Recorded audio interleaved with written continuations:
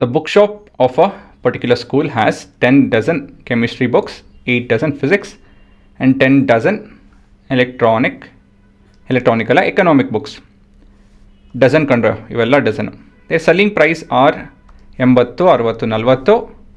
Find the total amount received by the bookshop ಅಲ್ವಾ. So ಇಲ್ಲೇನು ಮಾಡೋಕ್ಕೆ ನಾವು ಟೋಟಲ್ ಅಮೌಂಟ್ ಕಂಡುಹಿಡಬೇಕು. ಹೇಗೆ ಕಂಡುಹಿಡಿತೀವಿ? ಟೋಟಲ್ ಅಮೌಂಟ್ ಹೇಗೆ ಕಂಡುಹಿಡಿಯೋದು ಅಂತ ಹೇಳಿದ್ರೆ number of books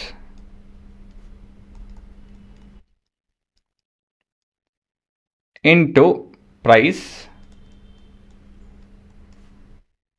of each.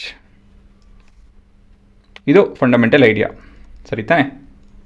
So ಮೊದಲೇದಾಗಿ ನಾವು ಮೇಟ್ರಿಕ್ಸ್ ಉಪಯೋಗಿಸ್ಬೇಕು. ಹಾಗಾಗಿ ಮೇಟ್ರಿಕ್ಸ್ ತಯಾರಿ ಮಾಡೋಣ. ನಂಬರ್ ಆಫ್ ಬುಕ್ಸ್ ಮೇಟ್ರಿಕ್ಸ್ ಹೇಗೆ ಕಾಣುತ್ತೆ ಅಂತ ಹೇಳಿದ್ರೆ n is equal to 12 times of 10, 8 and 10. This is 1/3.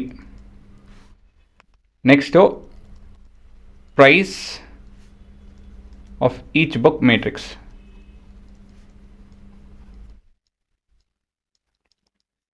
Denoted by P. So ಇದಾಗುತ್ತೆ 80, 60, 40. This is 3/1. ಸರಿನಾ? ಮತ್ತು ಮುಂದೆ ಟೋಟಲ್ ಅಮೌಂಟ್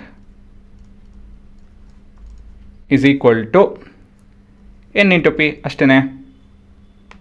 ಸೊ ಇಲ್ಲಿ 12. ಇಲ್ಲಿ 12 ಏನಕ್ಕೆ ಬರೋದು ಅಂತ ಗೊತ್ತಾಯ್ತಾ? ಏನಕ್ಕೆ ಅಂತ ಹೇಳಿದ್ರೆ ಡಜನ್. ಸರಿನಾ? 12, 10, 8, 10 ಮತ್ತಿದು 80, 60, 40.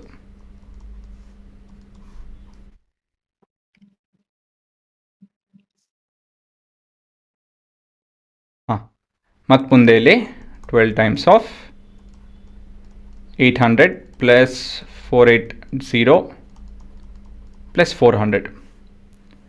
ಸೊ ಇದೆಲ್ಲ ಕ್ಯಾಲ್ಕುಲೇಟ್ ಮಾಡ್ತು ಅಂತ ಹೇಳಿದ್ರೆ ಇದು ನಾನು ಕ್ಯಾಲ್ಕುಲೇಟರ್ ಉಪಯೋಗಿಸಿ ಮಾಡಿಬಿಟ್ಟಿದ್ದೀನಿ ಆಲ್ರೆಡಿ. 20,160 ಕಂಡ್ರು. ಸರಿನಾ?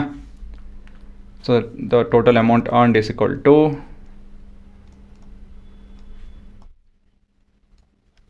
ಈ ರೀತಿಯಲ್ಲಿ ಸ್ಟೇಟ್ಮೆಂಟ್ ಬರೀಬೇಕು. ಇಲ್ಲ ಅಂತ ಹೇಳಿದ್ರೆ ಮಾರ್ಕ್ಸ್ ಕಟ್ ಮಾಡೋ ಸಾಧ್ಯತೆ ಹೆಚ್ಚಾಗುತ್ತೆ. ಹಾಂ, ಪಾಸ್ ಮಾಡ್ಕೊಳ್ಳಿ, ಬರ್ಕೊಂಬಿಡಿ.